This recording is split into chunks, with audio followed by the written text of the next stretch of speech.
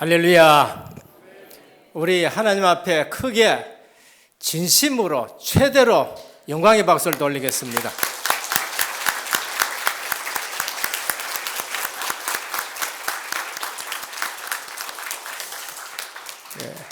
너무나도 감사한 성탄절이었습니다. 우리 한번 인사하겠습니다. 메리 크리스마스,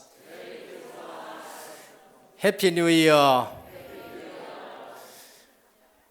다시 한번 인사합니다. 복음 24로 행복한 전도 제자입니다. 저는 은혜교회에서 많은 성탄절을 보냈습니다. 그때마다 하나님이 축하 발표나 성탄절을 보내면서 주신 은혜가 해마다 남달랐습니다. 우리 은혜교회 이처럼 성숙되어 가는구나 하는 것을 해마다 다르게 느꼈습니다. 그러나 올해는 더 크게 느꼈는데 시공간 초월한 그러한 시간에 시차를 둔 성탄절 축하 음악회라든지 발표라는 것을 보게 됐습니다.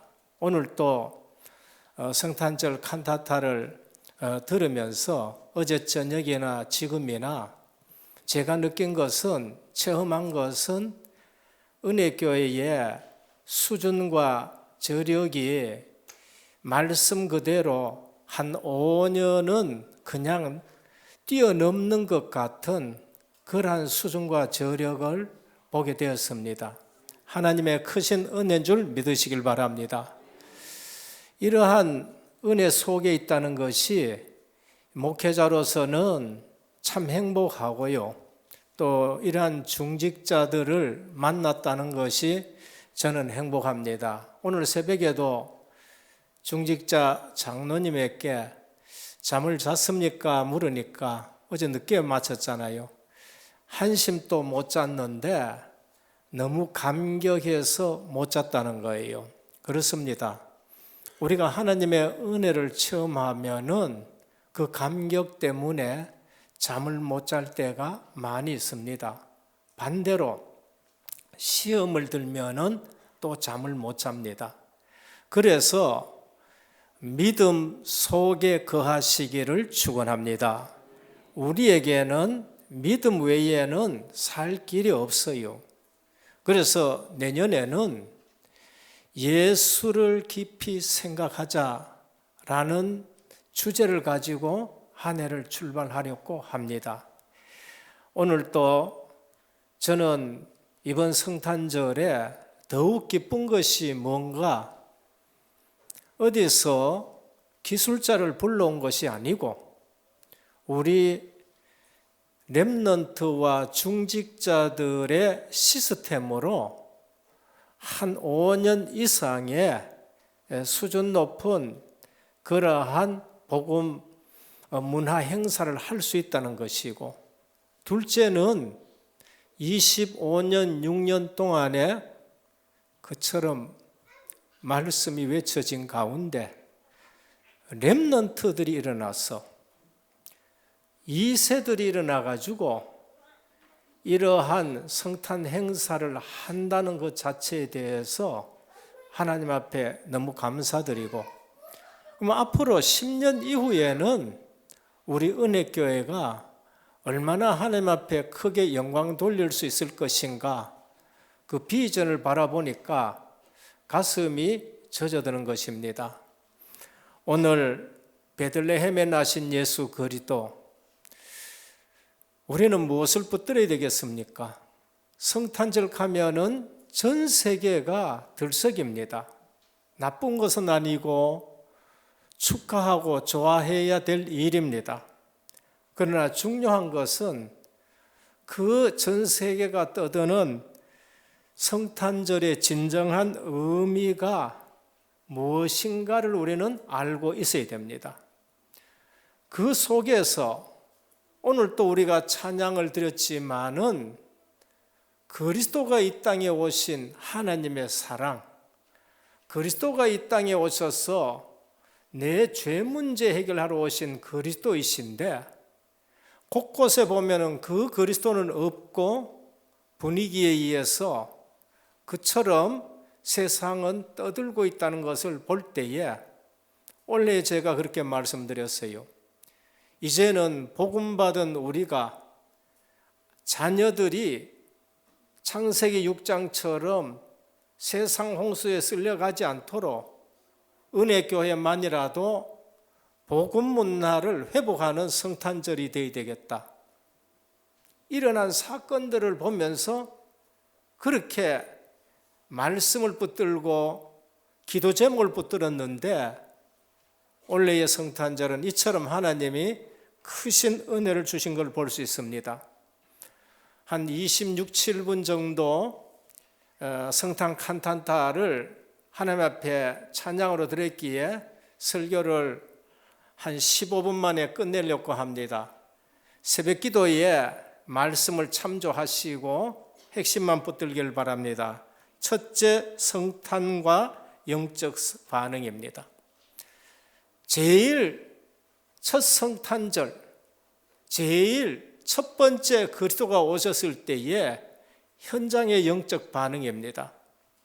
겉으로는 하나님의 백성을 위해서 일하고 있는 것처럼 보이지만은 영적으로는 굉장한 방해하는 세력이 있었습니다.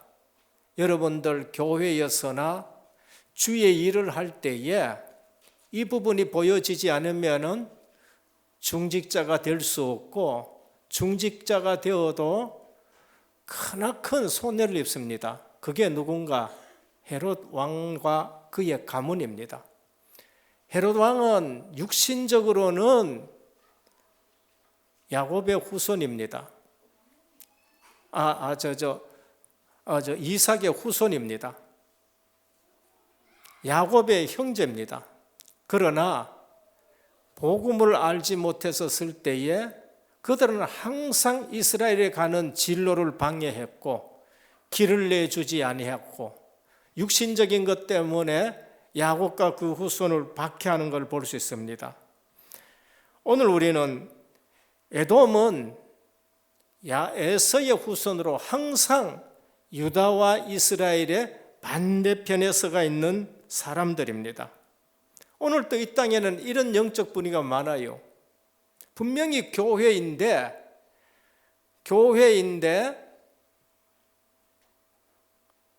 복음을 희미하게 하고 복음을 막는 일들이 너무나도 많습니다.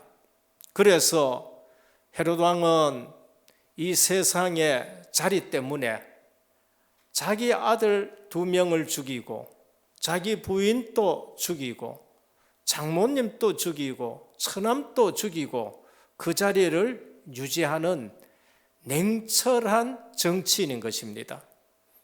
그래서 나중에는 굉장히 어려움을 당하는 일들을 볼 수 있습니다.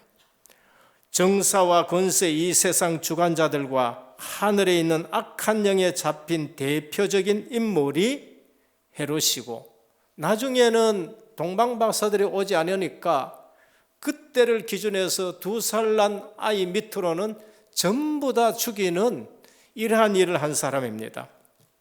둘째는 대제사장들과 서기관들입니다. 지금으로 말하면 신부요, 목회자요, 신학자요, 사제들입니다. 그들은 그리스도가 어디 나는지를 분명히 압니다. 동방박사가 와서 헤롯 왕에게 얘기할 때에 헤롯 왕이 그리스도가 어디 나느냐 물으니까 단번에 미가서 5장 2절을 펴놓고 베들레헴 에브라다야 너는 유대 고을 중에 적지 아니하도다 내게서 한 다스린 자가 나온다 하면서 바로 성경을 갖다 댄 자들입니다. 그런데 그리스도 탄생에는 관심이 없습니다. 오늘 또 많은 중직자와 많은 특별히 목회자들이 습관적으로 직업적으로 그러면서 주의 일을 하는 그러한 일들이 많은 거지요.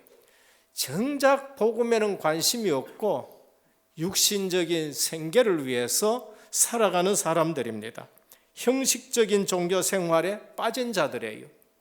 그런 분들 가운데는 부활도 없고 영혼도 없는 직업적인 목회자들이 있는 것입니다. 세 번째, 중요한 것은 이 부분입니다. 가장 기쁜 반응을 보인 분들입니다. 첫 번째가 동방의 박사들입니다. 연구에 의하면 포로된 유대 민족들이 바벨론에서 말씀을 붙들고 살아갈 때에 그 말씀이 바벨론에 증거됐고, 바벨론이 망해도 그 말씀은 페르시아로 흘러 들어가서 페르시아의 천문학 박사들이 그 말씀을 붙들고 그리스도를 기다린 것입니다. 자기의 직업이 천문학이다 보니까 천문학을 가지고 예언의 말씀을 붙들고 기다리다가 한 별이 나타난 것을 보고 그리스도가 오신 것을 알고 먼 여행길을 떠난 사람입니다. 동방의 박사들, 순례자의 모습입니다. 순례자가 뭔가? 예배 드리러 가는 자들입니다. 흩어져 있던 포로로 됐던 자들이 예루살렘에 돌아오지 못하고 6월절 되면은 예루살렘 성전으로 예배하러 옵니다. 오순절 되면은 예루살렘으로 예배하러 옵니다. 그게 사도행전 1장에 15개 나라에서 모인 사람들인데 순례자로 왔다가 마가다락방에 온 거예요. 근데 거기에 성령이 임하셔서 진정한 예배의 맛을 보고 흩어지고, 그리고 에디오피아에서 온 넷이 순례자인데 예배하러 왔다가 답을 못 찾았는데 거기에 답을 주는 그러한 삶인 것입니다. 가장 기쁜 반응 보인 사람들, 동방박사입니다. 말씀을 붙들고 연구하고 그러면서 그리스도를 기다리다가 순례자의 길을 걸어간 사람입니다. 양을 치는 목자들입니다. 천사에 나타나서 소식을 전했습니다. 기억하셔야 됩니다. 영적인 사람입니다.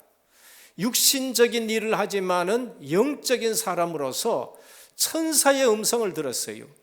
오늘 또 여러분들은 영적인 사람 되기를 축원합니다. 우리는 신앙생활 하면서 양을 치든지 천문학을 하든지 내게 맡겨준 일을 하든지 영적인 사람이 되셔야 돼요. 누가복음 2장 8절에 18절에 보면 그 지역에서 목자들이 밤에 밖에서 자기 양떼를 지키더니 주의 사자가 곁에 서서 주의 영광이 그들을 두루 비치며 크게 무서워하는지라. 천사가 이르되 무서워하지 말라. 보라, 내가 온 백성에 미칠 큰 기쁨에 좋은 소식을 전하는데 오늘날 다윗의 동네에 너희를 위하여 구주가 나셨다는 거예요. 영적인 사람이 하나님의 음성을 듣습니다. 그런데 더 중요한 것은 이들이 그 말을 듣고 표적을 따라 베들레헴 말구에 갔는데 아기 예수님을 만났습니다. 그래서 이 말씀을 전했어요. 뭐라 하느냐? 마리아는 이 모든 말을 마음에 새기어 생각하니라 그랬습니다. 여러분, 영적인 사람은 영적으로 분명히 통합니다. 그걸 아셔야 돼요. 나는 영적으로 하나님의 말씀을 붙들고 기도했는데 그 말씀 들을 사람이 와요. 나는 기도하고 있는데 답을 가진 사람이 내게 와서 포럼을 하는 거예요. 저는 목회하면서 이런 일을 한두 번 본 게 아닙니다. 복음의 사람이 영적으로 살아가면은 한마디만 해도 통하는 분들을 만나게 됩니다. 그런데 그렇지 않는 분들은요, 아무리 육신적으로 잘해줘도 결코 맞질 않습니다. 오늘 목자들은 영적인 사람입니다. 밤에 깨어 양들을 지키면서 기도하는데 천사들이 전해주는 기쁜 소식을 듣고 그리스도께 와가 경배하고 마리아에게 그거를 전했는데 마리아가 그걸 가슴에 담았다는 거예요. 새겼다는 거예요. 요셉이 하나님이 주신 계시의 꿈을 얘기했는데 야곱은 그것을 마음에 담았다고 하셨습니다. 우리 은혜교회 모든 성도님들은 예배드리면서 하나님의 음성을 듣고 주의 사자의 음성을 듣고 영적인 포럼을 하며 통하는 그러한 공동체가 되기를 주님의 이름으로 축원드립니다. 그거 아니면은 신앙생활하면서 늘 갈등하고 그리스도가 오셨는데도 만나지를 못합니다. 세 번째, 성전을 떠나지 않고 기도하는 사람입니다.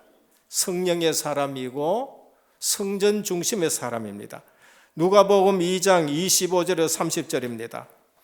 예루살렘에 시몬이라 하는 사람이 있으니 이 사람은 의롭고 경건하여 이스라엘의 위로를 기다리는 자라. 우리는 언제 포로에서 속국에서 해방되고 하나님이 위로하는 그 위로를 받을 수 있느냐? 이렇게 오래 기도하는 사람이었습니다. 성령이 그 위에 계시더라. 그 기도에 성령이 그 위에 계셨습니다. 그리고 뭘 하냐? 내 눈이 주의 구원을 보았으니 그렇습니다. 성령이 그에게 뭘 말씀하셨느냐? 그가 주의 그리스도를 보기 전에는 죽지 아니라 하는 성령의 지시를 받았어요. 여러분, 이러한 미션을 받아야 돼요. 나는 이 일을 위해서 하나님이 주신 사명을 다하기까지 난 죽지 않는다.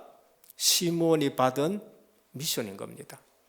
여러분, 신앙생활 하면서 나는 죽기 전에 이 일은 꼭 해야 된다. 그런 사명 붙들길 바랍니다. 그게 시몬이에요.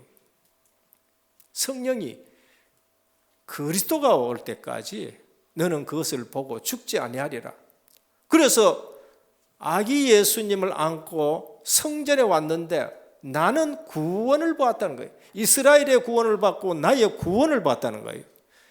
믿음의 체험이 있기를 주님의 이름으로 축원합니다. 그냥 왔다 갔다 하지 마시고요. 한평생 살면서 이런 응답을 받아야 되고 이런 구원의 확신을 가지고 있어야 되고 민족 구원, 세계 구원의 확신이 있어야 됩니다.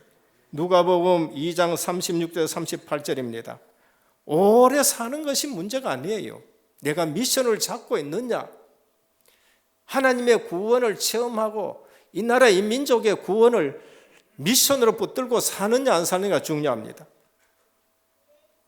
아셀 지파 바누엘의 딸 안나라 하는 선지자가 있어 나이가 매우 많았더라. 그가 결혼한 후 7해 동안 남편과 함께 살다가 과부가 되고 84세가 되었더라. 이 사람이 성전을 떠나지 아니하고 주야로 금식하고 기도함으로 섬겼더니 마침 이때에 나와서 하나님께 감사하고 예루살렘의 속량을 바라는 모든 사람에게 그에 대하여 말하리라. 누구 만났지요?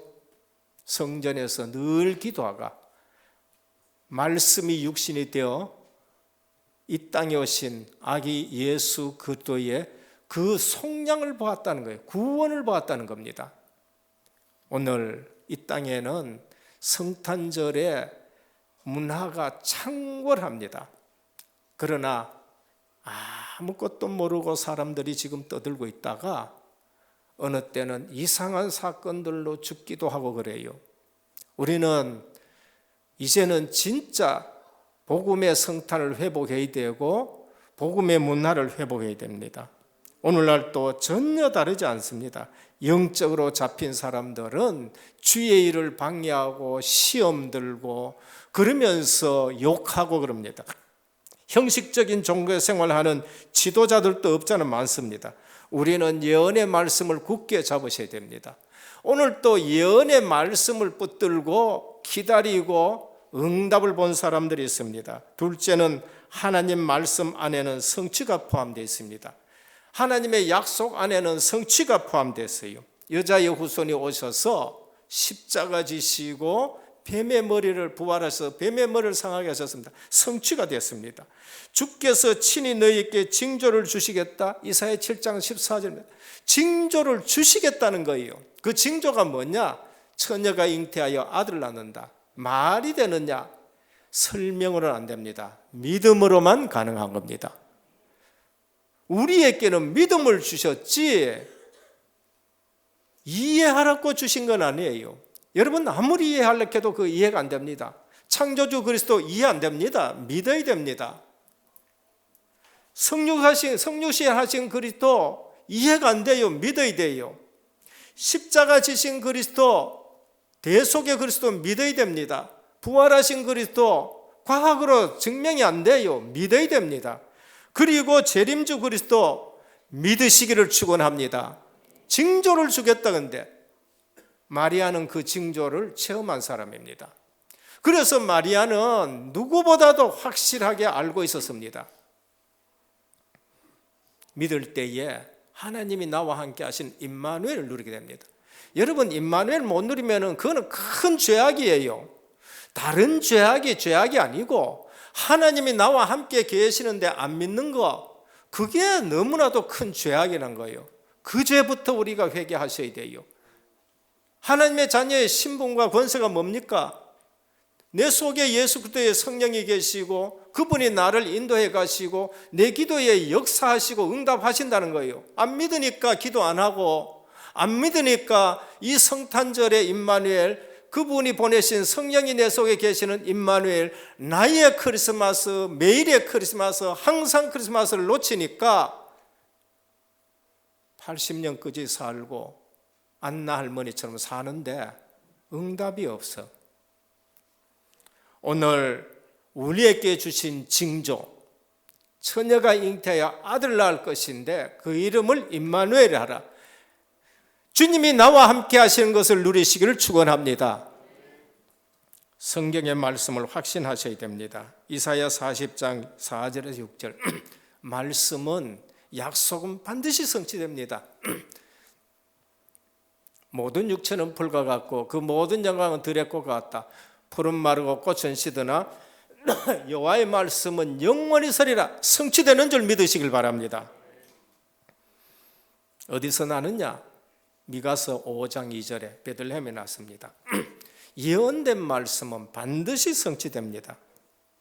어떻게 죽고 부활하느냐? 이사야 53장 5절입니다. 그가 찔림은, 그가 상함은, 그가 징계를 받음으로, 그가 채찍에 맞음으로 그대로 십자가의 성취가 되었어요. 그러니까 우리가 살아갈 길은 말씀 붙드는 것 외에 없는 줄 믿으시길 바랍니다. 그러면 내게 그 말씀이 성취가 돼요. 요엘서 2장 28절입니다. 말세에 내가 남녀 종들에게 성령을 물 붓듯이 부어주겠다. 그게 오순절날 마가다락방에 그대로 성취됐습니다. 그게 오늘 은혜교회도 성취된 줄 믿으시길 바랍니다. 그럼 그것 붙들고 우리는 세계복음만 하는 거예요. 이건 구호가 아니에요. 주님이 우리를 그렇게 만들어 가시겠다고 하신 것입니다. 오직 성령이 너희에게 임하시면 너희가 권능을 받고 예루살렘과 온 유대와 사마리아 땅끝까지는 내 증인이 되리라 하셨습니다. 그래서 말씀을 붙드는 것입니다. 이 일보다 기쁜 일이 없습니다. 그래서 누가복음 2장 11절 14절에 지극히 높은 곳에서는 하나님께 영광이요, 땅에서는 하나님의 기뻐하심을 입은 사람들 중에는 평화로다 하셨습니다. 성도는 평강해야 합니다. 성도는 불신앙하지 말고 평강해야 되고 하나님의 은혜가 있어야 됩니다. 마지막 셋째, 구속사의 순례자의 걸음을 걸으셔야 돼요. 순례자의 걸음이 뭔가? 아까도 말씀했지만 예배자의 걸음입니다. 예배하러 오는 사람들, 당시에는 멀리서 왔습니다. 요즘 우리는 가까이서 오지요. 순례자의 걸음이 뭔가? 사도행전에 전도하러 가는 사람이 순례자의 걸음, 선교자의 걸음이 순례자의 걸음입니다. 순례자의 걸음이 뭔가? 우리는 하나님의 나라 마지막 이루어야 될 천국을 향해서 내가 살아가는 것이 그게 순례자의 걸음이에요. 구속사 흐름 속에 마리아와 요셉 순례자의 걸음을 갑니다. 누가 나타났느냐? 주의 사자가 나타났어요. 동방박사 순례자의 걸음을 걸어갑니다. 빛이 인도하였습니다. 구약의 40년 동안 광야길 순례자의 걸음을 걸어갑니다. 구름기둥, 불기둥이 그들을 인도했습니다. 그러면은 성막 중심으로 살아가면 돼요. 성령께서는 교회를 인도해 가시기 때문에 그렇습니다. 구속사 역사 속에 언제든지 주의 사자들이 동원되어 순례자를 통해 말씀을 이루고 뜻을 이룹니다. 시편 103편 20절에서 22절, 그의 말씀의 소리를 듣는 여호와의 천사들이여 말씀을 듣고 그 뜻을 행하는 모든 천군이여 순례자에게 천사들이 동원돼서 이걸 행하여 갑니다. 무슨 말이냐? 불신자도 보다 못한 사람입니다. 불신자는 점치러 가고 구타러 가고 귀신 역사를 아는데 이 말이 지금 무슨 말씀을 하느냐? 불신자도 보다 못한 삶을 사는 거예요. 그래서 성도가 나가서 판판히 실패합니다. 오늘 또 이 예배 드리러 온 여러분들이 순례자의 보호받기를 주님의 이름 축원합니다. 분명히 여러분 말씀 붙들고 움직이면은 주의 사자들이 동원되고 빛으로 인도하고 천사들이 동원됩니다. 악인은 어떻게 되느냐? 반드시 멸망합니다. 시편 1편입니다. 악인은 그렇지 아니하며 오직 바람에 나는 겨와 같도다. 그러므로 악인들은 심판을 견디지 못하며 죄인은 의인의 모임에 들지 못하리로다 합니다. 오늘 또 많은 사람들은 복음은 놔두고 다른 것으로 성탄절을 보내고 있는 것입니다. 참 순례자 예배가 무엇인지를 알고 증인으로 살아가는 자들입니다. 오늘 또 참 예배에 성공한 동방박사들 주님 앞에 귀한 예물을 바쳤습니다. 성탄절 뜻 결론입니다. 그리스도께 예배한다. 그게 크리스마스입니다. 그리스도, 마스, 예배입니다. 이때 황금과 유황과 모략을 드렸습니다. 황금은 불변성입니다. 그리스도의 왕권 영원하다는 거예요. 유향은 출애굽기 30장 37절입니다. 여호와께만 드리는 향입니다. 그리스도의 유일한 신성입니다. 그 신성은 그리스도밖에 없는 것입니다. 다른 신은 신이 아니고 피조물인 것입니다. 모략은 썩지 않음입니다. 주님의 시체에 바르는데 희생을 말합니다. 그리고 안 썩는 것, 부활을 말씀하는 겁니다. 아주 큰 의미가 있습니다. 오늘 또 우린 예배를 드리고 예물을 드릴 때에 큰 의미 있는 예물 드리시기를 축원드립니다. 우리의 예물이 정말로 생명 살리고 어려운 선교 현장과 힘든 자들에게 동방박사들이 드린 것처럼 의미 있는 예물이 되셨습니다. 마지막 바른 성탄을 회복해서 영적 분별력 있는 성탄을 우리는 새롭게 시작하는 올해가 원년이 되기를 예수 그리스도 이름으로 축원합니다.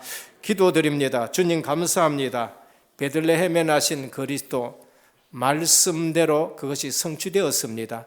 오늘 또 우리는 열심보다가는 성취될 언약의 말씀을 붙들고 기도하다가 동방박사들처럼 목자들처럼 그리고 안나와 시몬 할아버지처럼 그리스도의 큰 구원을 보고 성전 중심으로 기도하면서 나의 구원과 민족 구원과 세계 복음화의 구원의 뜻을 이루는 순례자의 걸음을 걸어가는 저희들 되게 하옵소서. 예수 그리스도 이름으로 간절히 기도드립니다. 아멘.